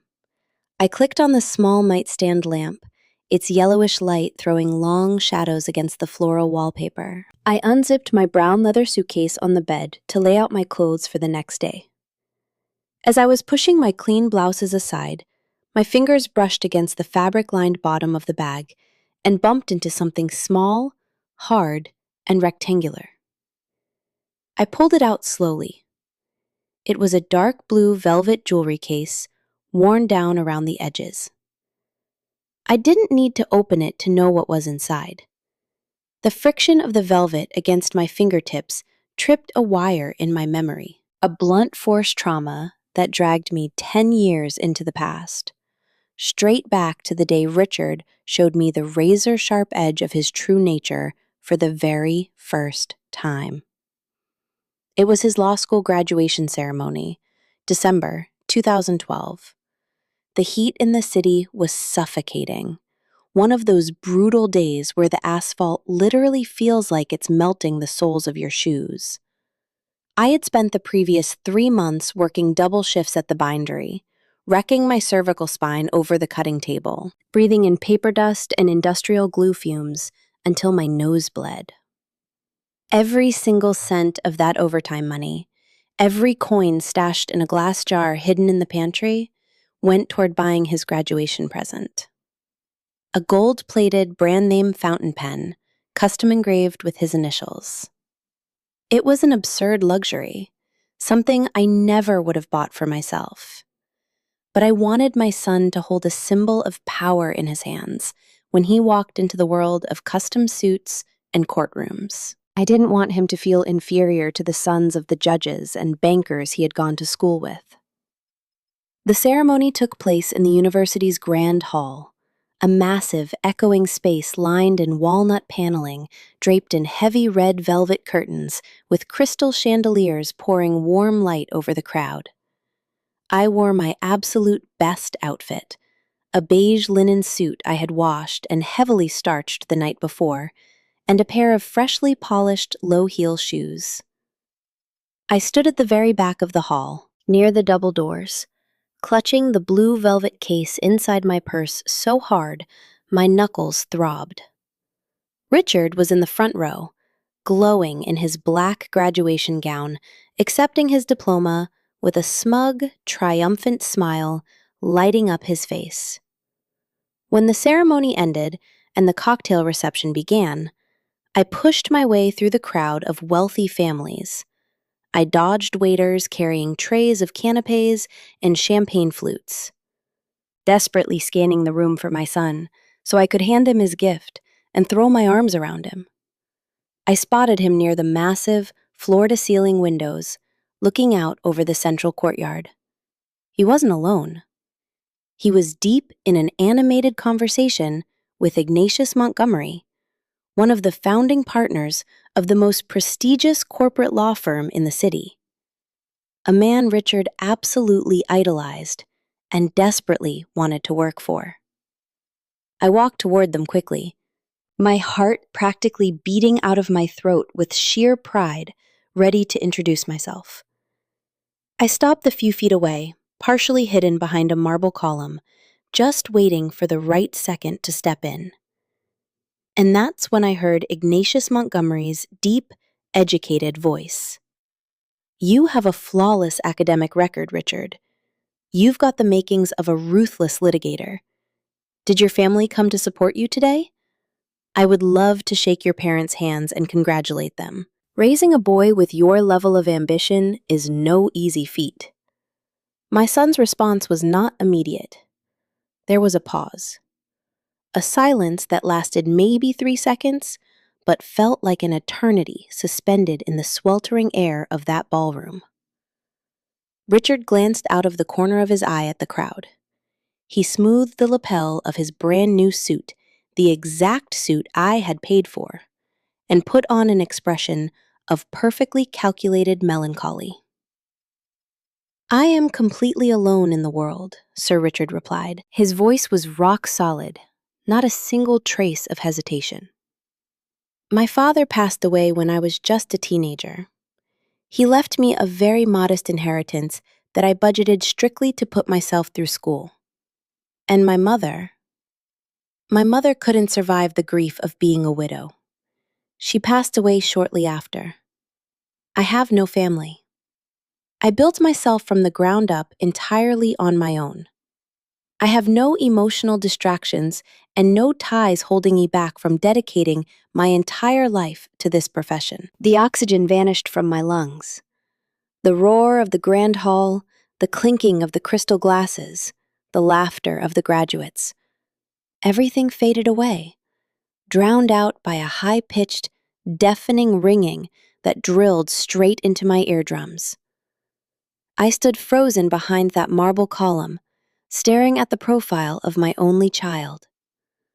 The little boy whose scraped knees I used to bandage. The teenager I had destroyed my hands for stitching books in a freezing garage. He had just killed me. He had buried me alive in the middle of a crowded ballroom with terrifying ease, all just to impress a corporate boss, all to sell the tragic, self-made orphan narrative. To him, a blue-collar mother with scarred hands and cheap shoes was an unacceptable stain on his resume. It was better to declare me legally dead than to introduce me breathing. I didn't scream. I didn't step out from behind the pillar to unmask him in front of his idol. The impulsive, passionate version of Josephine died a little bit right then and there. I walked backward, slowly, feeling the marble floor swaying beneath my feet.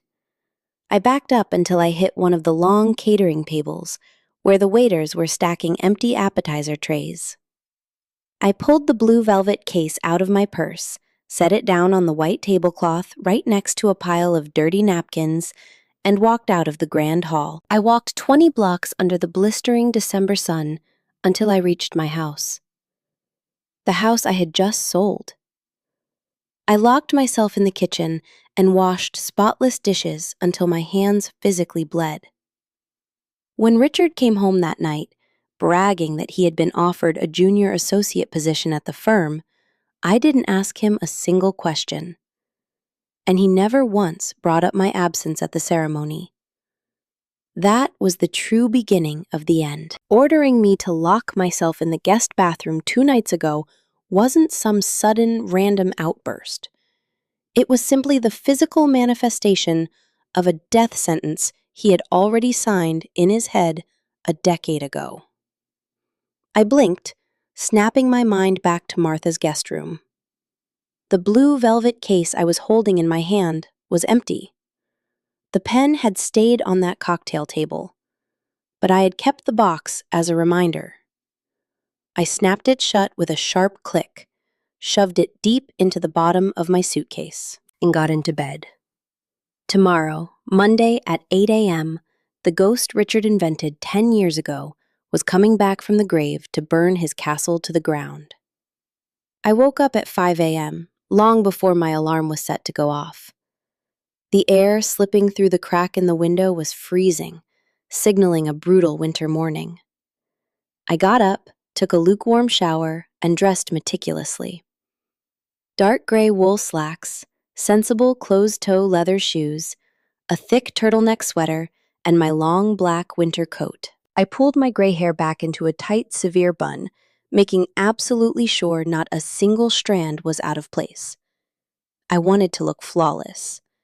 Not to impress anyone, but as armor. Martha was already in the kitchen when I walked out into the hall. She had brewed strong black coffee, no sugar, exactly the way we needed it. She was dressed in a heavy trench coat with her glasses hanging against her chest. Manny just texted me. "The cab is waiting on the corner," Martha said, handing me a steaming mug. Her eyes were burning with a fierce intensity, the intensity of someone about to watch divine justice executed on earth.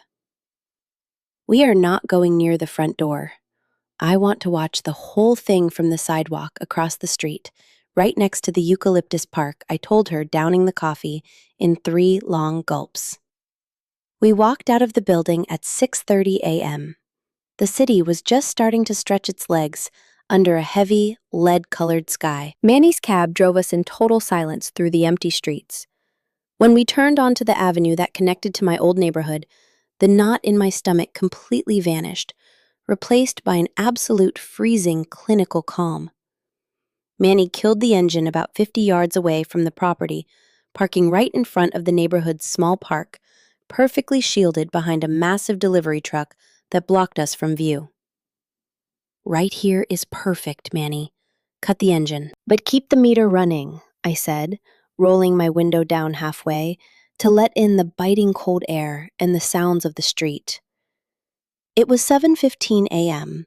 The residential street, normally buried in the dead silence of manicured lawns and purebred dogs sleeping on porches, was pure, unadulterated chaos. Parked directly in front of the high brick walls of my old house were 3 massive dump trucks. Their diesel engines were rumbling, sending a deep vibration right through the asphalt. Behind them, sitting on a lowboy flatbed trailer, was a monstrous yellow-tracked excavator. Its steel bucket was caked in dried mud and grease, fully prepped to rip down walls. The amber emergency lights of the trucks spun and flashed, throwing harsh, rhythmic strobes against the facades of the neighboring houses. Standing right next to the heavy machinery were 2 shiny black SUVs. 3 men and 1 woman had just stepped out of them. All 4 were wearing razor-sharp corporate suits, clutching leather binders, radiating an aura of unquestionable authority. They were Horizon Investments' legal team, accompanied by the site foreman and a notary public. They were standing right at the front gate, impatiently checking their watches, and right in the dead center of this totally legal industrial-grade show of force was Richard. My son was pacing frantically back and forth on the sidewalk. He was wearing wrinkled gray sweatpants, a white t-shirt stained with coffee, and sneakers with untied laces. The flawless, perfectly gelled hair he had sported at the party was now a rat's nest, blown out by sheer panic and sleep deprivation. He had his cell phone glued to his left ear, screaming desperate orders at whoever was on the other end of the line, while wildly gesturing with his right hand at the demolition crew. The main wrought iron gate was thrown wide open. The beautiful front yard, the one I had pruned on my hands and knees just last week, looked like a refugee camp. Dozens of cardboard boxes were haphazardly stacked on the wet grass, designer lamps, hastily rolled up rugs, white leather sofas thrown under cheap plastic tarps, and high-end appliances were piled on top of each other, completely blocking the driveway. Natalie, his wife, was standing on the porch, wrapped in a fake fur coat, violently shoving insanely expensive shoes into heavy-duty black trash bags because they had run out of boxes. She was sobbing hysterically. Her makeup was smeared down her face, which was swollen with pure rage. Every time Richard paced past her, she screamed insults at him at the top of her lungs. "You are so useless, Richard. You told me you had this under control. You told me this was just a misunderstanding. My parents had to hire a tow truck to get their cars out of here last night because your movers bailed." Natalie's screech echoed down the block, bouncing off the trees in the park.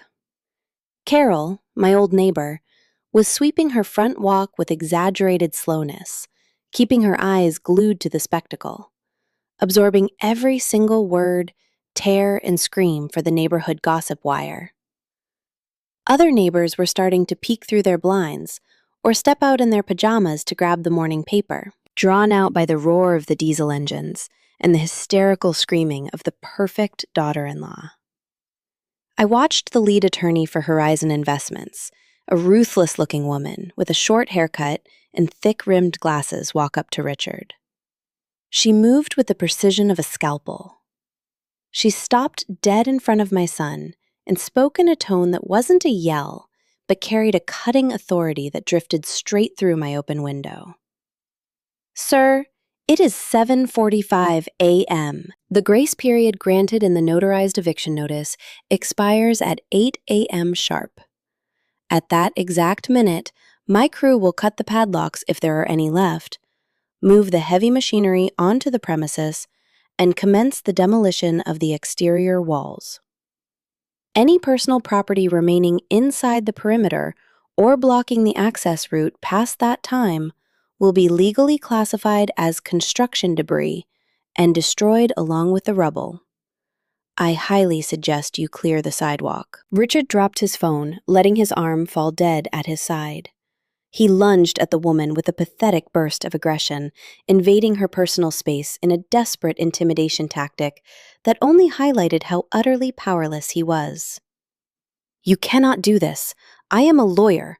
I am a partner at Montgomery Law," Richard roared, literally spitting in his desperation, completely stripped of the aristocratic composure he had spent years cultivating. "This sale is a fraud. My mother is a senile old woman who had no idea what she was signing. I filed an emergency injunction last night. A judge is going to halt this today. If a single machine touches those bricks, I will sue you for damages until you are bankrupt." The corporate attorney didn't take a single step back. She didn't even blink. She flipped open her leather binder, pulled out a document stamped with red seals, and handed it to Richard with the exact same dead-eyed coldness of a cop handing out a DUI. "The duty judge dismissed your injunction at 3 a.m., sir," the lawyer stated, a microscopic, lethal smile touching the corners of her mouth. Mr. Ernest Vance attached 3 official psychiatric evaluations to the file, certifying the seller's absolute cognitive capacity.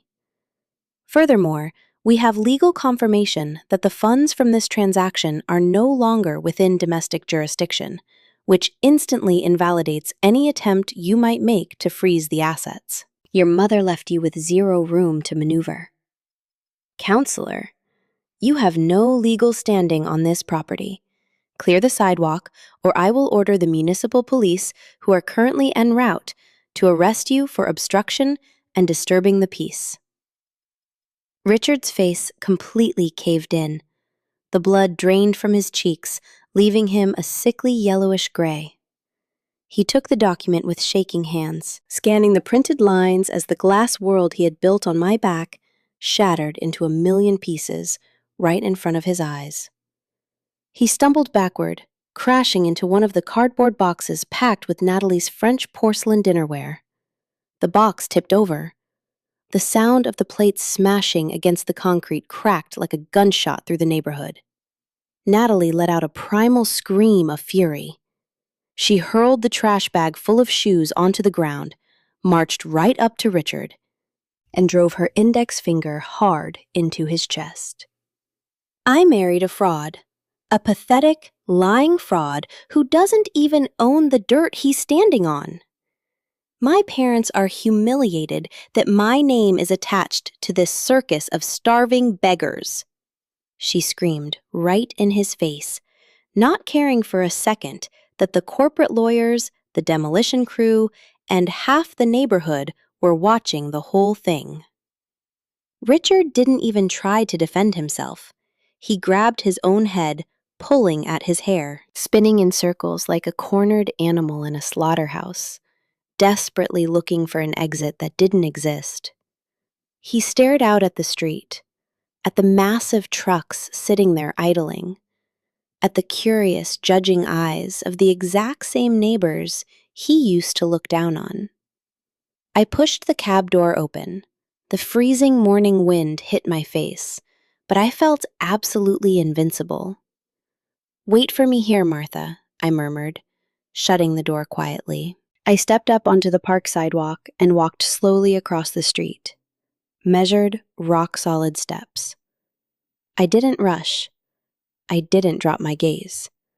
My leather shoes clicked against the asphalt with a rhythmic, unstoppable cadence. Carol saw me coming, dropped her broom, and slapped both hands over her mouth. The Horizon Investments lawyer turned her head when she heard my footsteps. She recognized me instantly from our meetings. She took a step back, yielding the floor to me with a gesture of profound professional respect. I stopped 6 feet away from Richard. He was on his knees on the pavement, pointlessly trying to scoop up the shattered pieces of porcelain with his bare hands, sobbing from pure, unfiltered frustration. Natalie was the first one to see me. She froze completely, mouth hanging open, breathing heavily, completely incapable of forming a single word in front of the woman she thought was just a maid, the woman who had just vaporized her life of luxury with the stroke of a pen. Richard looked up when he noticed his wife's sudden silence. When his bloodshot eyes met mine, a sick flash of hope lit up his face.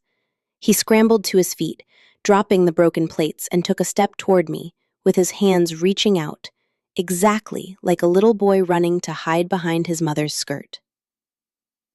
"Mom." "Oh, God. Mom, you're here!" he begged, his voice cracking, choking on snot and tears. "Please, tell them this is a mistake. Tell these lawyers it was just a misunderstanding. That you were just mad, but we fixed it. Tell them you're canceling the sale. Mom, I'm begging you. Don't let them destroy the house. Don't let them throw my stuff in the street. The firm is going to fire me if the partners find out about this scandal. Natalie is going to leave me. Please, Mom, save me." I just stood there, staring at him in dead silence. I looked at his filthy clothes, his hunched posture, his dignity ground into the pavement in plain view of the exact neighborhood he had tried so desperately to impress. I looked at the black trash bags stuffed with luxury goods. I looked at the perfect daughter-in-law, who now looked like a wax figure melting in the freezing morning air. I didn't feel an ounce of pity. I didn't feel a drop of compassion. The well was bone dry. I smoothed out invisible wrinkles on my dark winter coat, the exact same gesture I had made with my kitchen apron 2 nights ago when he sentenced me to isolation. I lifted my chin, locked eyes with him, and stared him down with the absolute coldness of an iceberg. And then I spoke. My voice didn't shake. It rang out clear, sharp, and loud enough for the corporate lawyer, the truck drivers, and the neighbors hanging out their windows to hear every single word. "Look at yourself, Richard," I said, giving a slight nod toward the absolute disaster surrounding him. "You are screaming in the middle of the street, surrounded by trash bags, making a pathetic spectacle of yourself in front of all these highly important people." Richard blinked in confusion, the tears freezing on his cheeks, waiting for my words to be the setup for a miraculous rescue. "Mom, I don't understand," he stammered, extending a shaking hand toward my arm. I took 1 step back, sliding just out of his reach, as if the thought of his physical touch repulsed me.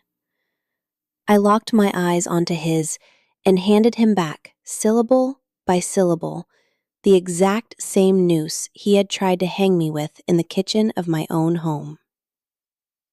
"This kind of environment isn't for you, son." I delivered the words slowly, with surgical precision, letting the echo of his own cruelty drill straight through his eardrums. "You're wandering around out here in those filthy clothes with that desperate beggar attitude. You embarrass us, Richard. You embarrass your wife. You embarrass your father's memory. And you embarrass this entire neighborhood. I suggest you grab your trash bags and go hide in a corner until the workers have finished cleaning up your mess. Do not come out until everyone is gone." The impact of those exact phrases hit him with the physical force of a baseball bat to the gut. Richard opened his mouth, but no sound came out. his lungs deflated. His lawyer brain instantly recognized the flawless symmetry of his own execution. The ghost from the graduation hall, the submissive woman in the kitchen, and the bookbinder with the bleeding hands had just fused together right in front of him into the shape of an untouchable executioner. He dropped to his knees on the freezing pavement, completely unable to bear the weight of his own humiliation reflected in the mirror I had just forced him to look into. Behind him, the neighborhood church clock struck 8 a.m. with a deep, echoing toll. The Horizon Investments attorney raised her hand in the air and gave a sharp signal to the crew. The deafening air horn of the yellow excavator ripped through the morning air, announcing that time was officially up. The metal tracks began to grind against the asphalt. The machine lurched forward, slow but unstoppable, heading straight for the exposed brick wall and the garden with the weeping willow. The roar of the diesel engines completely drowned out my son's sobbing. I turned around, putting my back to the ruins of his life. I walked straight back to Manny's cab, leaving the heavy machinery to do the work of permanently erasing everything that had ever tied us together. The slam of Manny's cab door echoed with the finality of a judge's gavel. A sharp, heavy thud that hermetically sealed the cabin and insulated me from the absolute chaos I had just unleashed. I settled into the back seat, feeling the rough friction of the cracked synthetic leather beneath my thighs and the scent of the cheap pine air freshener dangling from the rearview mirror. Manny didn't say a single word. With the discretion of a ghost, he shifted into drive with a smooth flick of his wrinkled wrist and pressed the gas. Behind me, the deafening roar of the yellow excavator entirely swallowed Richard's muffled sobs and Natalie's hysterical screaming. I didn't turn my head. I kept my eyes locked dead on the back of the driver's seat, but my ears, hyper-tuned by the electric tension of the morning, tracked every single second of the structural collapse. I heard the first metallic impact. It was a deep, guttural boom. A heavy vibration that traveled through the freezing asphalt, shot up through the cab's tires, and hummed right through the soles of my orthopedic shoes. The steel bucket had slammed head-on into the main wall, the exact same exposed brick wall I had scrubbed with a power washer and a stiff bristle brush summer after summer to keep the facade looking pristine. The strike was followed by a horrific crunch, the unmistakable sound of mortar giving way, of the foundations surrendering to the sheer brutality of industrial force.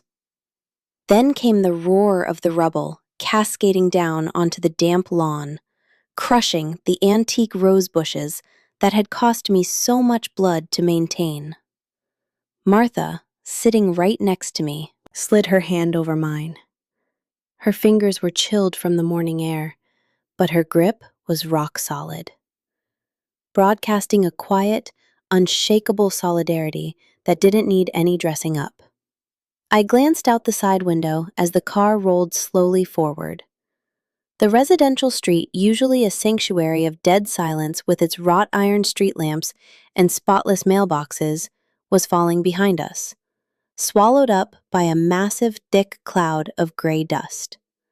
The dust drifted on the wind, blanketing the cardboard boxes stacked on the sidewalk, coating the corporate lawyers' expensive coats, and permanently burying the facade of arrogance my son had tried to build on my back. The ride back to downtown passed in a silence that had actual weight, texture, and temperature. It was a clean silence, completely stripped of guilt. The kind of silence that follows the amputation of a gangrenous limb. When we pulled up to the red brick building where my friend lived, I paid Manny with a large bill I pulled from the bottom of my purse. He took it. It gave a slow nod, tipped the brim of his worn wool cap, and muttered, "Have a very good life, Miss Josephine." It sounded like a final blessing. We climbed the stairs to the apartment. Every single step reminded me of the exhaustion pulled in my knee joints. But it was a different kind of tired. It wasn't the suffocating drain of submission. It wasn't the burden of having to constantly please a domestic tyrant. It was the physical fatigue of a war fought and won. When we stepped into the small apartment, the smell of the black coffee Martha had brewed at dawn was still hanging in the air, mixing with the scent of floor wax. I took off my dark winter coat, hung it on the wooden rack by the door, and walked straight into the bathroom. I needed to wash my face. I turned on the faucet, let the freezing water run until the metal fogged up and splashed my face, scrubbing my cheeks hard. I looked at myself in the humidity-stained mirror. The wrinkles were still there. The deep trenches around my mouth hadn't magically vanished. But the terrified, people-pleasing look of a cornered widow was entirely gone. Staring back at me was a woman who had finally learned how to wield fire instead of letting herself burn in it. Weeks passed. Winter dug its claws into the city, coating the mornings in white frost and forcing people to walk hunched over under heavy wool scarves and dark umbrellas. For me, though, those days were the warmest, brightest days I had seen in 4 decades. I stayed in Martha's guest room for the first month, mapping out my new existence with the methodical precision of a watchmaker tuning the gears of a flawless machine. One Tuesday afternoon, Ernest Vance called me into his office to finalize the banking paperwork. The office smelled exactly the same: pipe tobacco, ink pads, and old leather. I sat across from his massive desk, legs crossed, wearing a cream-colored cashmere sweater I had bought the day before at a downtown boutique. My first personal luxury as far back as my memory could reach. Ernest closed a thick cardboard binder, signed the final page with his fountain pen, and took off his glasses, rubbing the bridge of his nose with a look of deep, professional satisfaction. "The trust is operating flawlessly, Josephine," he informed me, resting his elbows on the mahogany desk. "Valerie Rivers confirmed this morning that the funds are completely bulletproof and generating interest in the offshore account. Legally speaking, you are a financial ghost. You are officially untouchable." I nodded slowly, watching the pale afternoon light bleed through the wooden blinds of his window. Ernest picked up his unlit pipe from the crystal ashtray and looked at me dead in the eye. "I imagine you want to know how your son's little street performance ended," he said, using a neutral tone that didn't quite hide his utter disgust for the dirty tactics of young lawyers. I hadn't asked him. I hadn't called to check in, and I hadn't sent anyone to snoop. But human curiosity is a hard instinct to completely kill. I gave a barely noticeable nod. Ernest leaned back in his swivel chair. It groaned under his weight. The public meltdown in front of the bulldozers was just the opening act of the disaster the attorney began interlacing his fingers over his stomach. "Ignatius Montgomery, the founding partner of your son's firm, is a man obsessed with corporate reputation. Word of the forced eviction, the erratic behavior, and Richard's hysterical screaming in the middle of a public street reached his desk before noon. Worse still, Madeli's parents humiliated to the bone after having to tow their imported cars away in front of half the neighborhood and watching Horizon Investments literally crush their son-in-law's theater to dust took immediate lethal action." Ernest paused, drumming his fingers on the polished wood, clearly savoring the poetic justice of the fallout. Natalie's father pulled every single account and contract for his development company out of Montgomery's firm that exact same morning. He was one of their heaviest hitters, a financial pillar of the firm. Montgomery went absolutely ballistic. He called Richard into his office at exactly 2 p.m. He fired him on the spot, right in front of the other junior partners. He ordered him to pack his desk into a cardboard box and had him escorted out of the building by armed private security. They didn't even give him the courtesy of drafting a resignation letter to save face. They threw him out on the street like a rabid dog. I listened to every single word without changing my expression. I didn't smile. I didn't feel any sadistic joy or any massive surge of triumph. Richard's downfall was simply the mathematical consequence of his own choices. A collapse caused by the exact same rotting foundation he had chosen to build on, while completely ignoring the sweat of the woman holding up the beams. "And his wife?" I asked, smoothing a crease in my slacks with my fingertips. "Natalie filed for divorce 3 days after the house was demolished," Ernest replied, glancing at a secondary document on his desk. "She cited emotional distress, financial deception, and public humiliation. Since Richard blew the vast majority of his liquid savings on remodeling your backyard and throwing that absurd party to impress the partners, he was left with zero operating capital. She kept both imported cars, drained the joint accounts, and moved back in with her parents. Your son, in a fit of absolute desperation, tried to file a criminal lawsuit against me, against you, and against the developers, alleging procedural fraud. But not a single judge in this city would even let it on the docket. The medical evidence we filed was bulletproof. In the end, the state bar sent him a formal warning for frivolous litigation. If he keeps trying to sue the developers without legal grounds, they will suspend his law license indefinitely. His hands and feet are completely tied." I walked out of Ernest Vance's office with a light step. The biting street air filled my lungs, sweeping out any lingering residue of oppression. I never asked about Richard again. His name stopped being spoken in my daily conversations. The massive space he used to take up in my head, a space that for decades was crammed with anxiety, forced excuses, and a constant paralyzing fear of disappointing him, was now completely empty, ready to be furnished with my own desires and my own rules. And furnishing it is exactly what I did. I dedicated myself to house hunting with the patience of someone who is in absolutely no rush to get anywhere. I didn't want a house with a yard. I didn't want roses I had to prune on my knees. I didn't want a massive weeping willow to remind me of the past. And I didn't want long hallways to sweep. I wanted altitude, natural light, and glass. About a month and a half later, I found exactly what I was looking for on the 9th floor of a modern architectural high-rise sitting directly across from the city's main botanical park, just 10 blocks from Martha's apartment. It was a corner unit, spacious but easy to maintain. It had massive floor-to-ceiling windows framed in black aluminum, offering an unbroken panoramic view of the tree canopy and the jagged skyline of the downtown high-rises.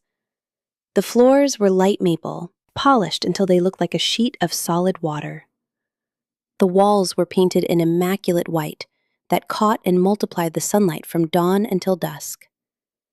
When the real estate agent handed me the heavy ring of keys after I signed the all-cash deed at the notary's office, I stood alone in the middle of the empty living room. I walked barefoot across the cold wood, feeling the smooth texture against the soles of my feet. The echo of my footsteps sounded different here than in my old house. There were no ghosts from the past here. No memories of gambling debts. No echoes of cruel orders barked in a kitchen. Here, there was only clean air and the future. The process of moving in was slow, deliberate, and deeply satisfying. I didn't bring a single item from my past life. Everything that came through the door of that 9th floor apartment was brand new. Hand-picked by me, paid for with the black card from the trust. I bought a massive sofa upholstered in sand-colored linen, so deep and soft, it practically begged you to fall asleep on it during rainy afternoons. Instead of a massive solid oak dining table for 12 that I would never use and that only existed to collect dust, I set up a small, round, tempered glass and polished steel table in the corner by the window, paired with two ergonomic chairs upholstered in white leather. I bought 1,000 thread count Egyptian cotton sheets for my bed, thick alpaca wool blankets, and goose down pillows that sank the second you touched them. I stocked the kitchen with silent, state-of-the-art appliances and bought handmade ceramic dinnerware, unique, irregular pieces, glazed by hand, in shades of pure white and turquoise. I reserved the smallest bedroom, the one that caught the slanted, golden light of the late afternoon, for a very specific purpose. I wasn't going to turn it into a guest room for visitors I didn't want, or a storage closet to hoard useless junk. I ordered a custom-built solid ash wood workbench, measured to the exact height of my elbows so I wouldn't strain my neck. I bought top-of-the-line bookbinding tools I used to only see in imported catalogs. Bone folders made of perfectly polished ox bone, carbon steel awls with ergonomic olive wood handles, spools of brilliant natural silk thread, smooth action cast iron book presses, and full sheets of genuine Italian leather that smelled like a high-end tannery. I wasn't going to bind dusty legal encyclopedias or filthy criminal records just to survive anymore. Now I would bind blank journals, classic poetry books, and botanical photo albums, purely and exclusively for the aesthetic pleasure of feeling thick paper under my fingertips. To create something tangible and beautiful without the suffocating pressure of a ticking clock or the looming shadow of starvation.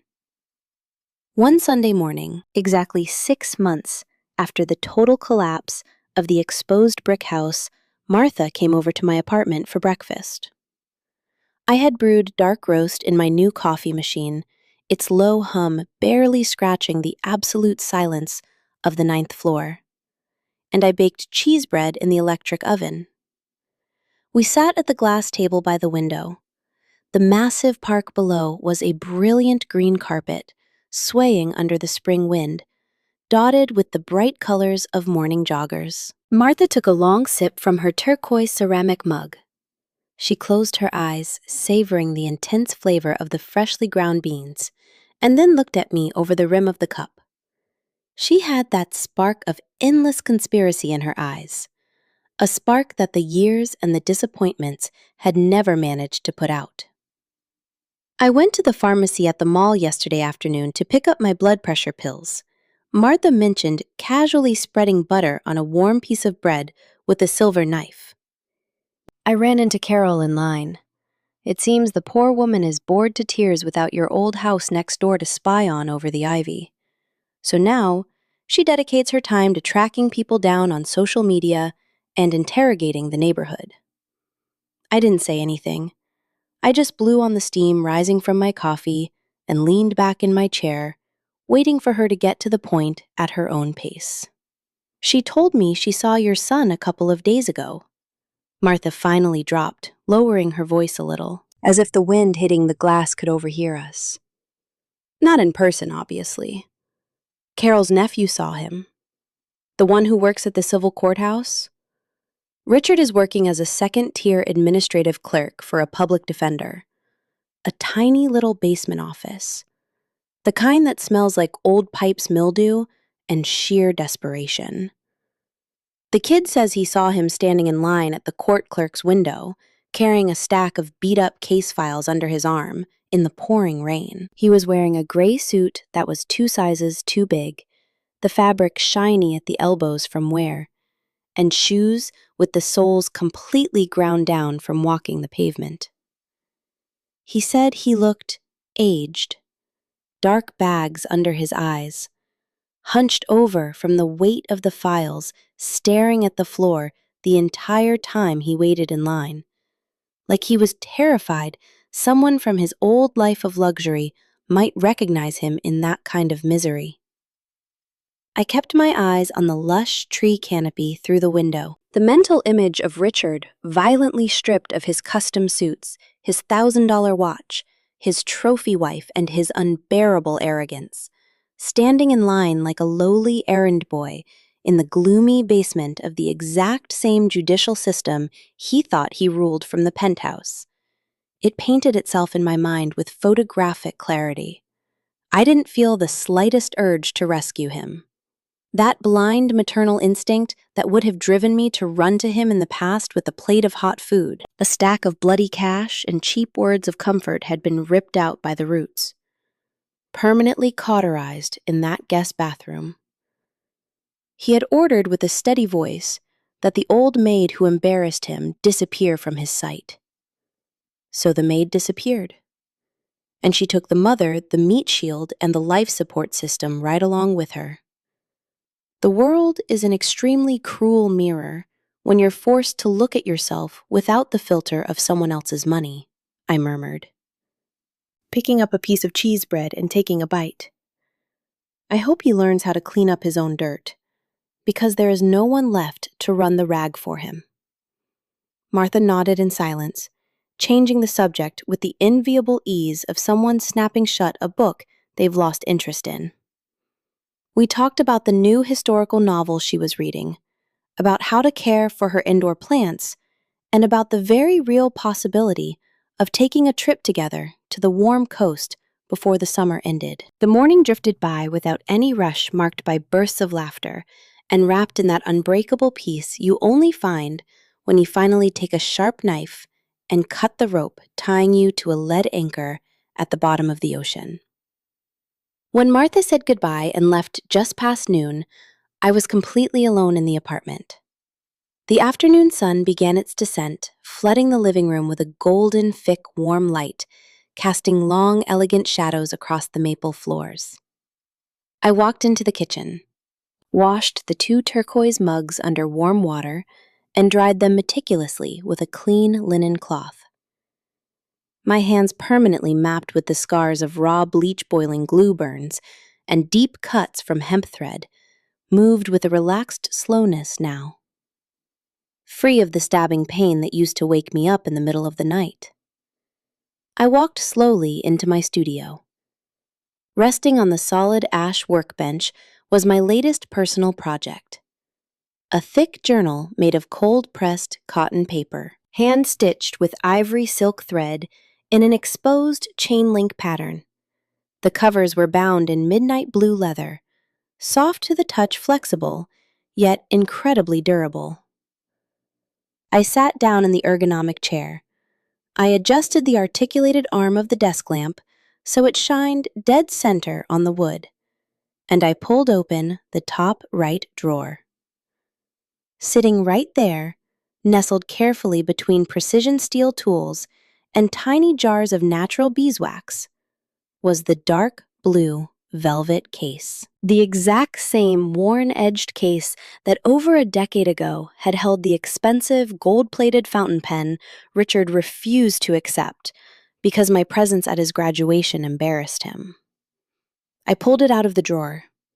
The rough velvet brushed against my fingertips, but the contact didn't trigger any painful memories. No tightness in my chest. The memory had lost its fangs. The venom had completely evaporated. I popped the case open with a soft click of the metal hinge. Inside, there was no longer any room for absences. No room for lies spun in front of corporate partners. No room for a son's contempt. The satin-lined groove was occupied by something entirely new. I pulled out my reading glasses. They were thin, elegant, titanium-rimmed glasses I had ordered from a boutique optician the week before. They were incredibly lightweight. Perfect. Custom made for the exact prescription of my tired eyes. I slipped them onto the bridge of my nose, settling the frames behind my ears. The world around me instantly snapped into absolute razor-sharp focus.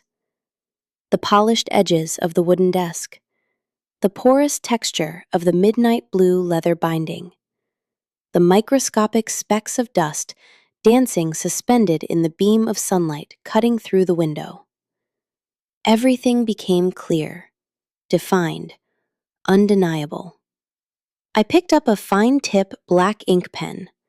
I flipped open the leather journal to the very first immaculately blank page. I smoothed the cotton paper down with the flat palm of my right hand. And there, wrapped in the protective, absolute silence of a home that belonged entirely and exclusively to me, I began to write my own story.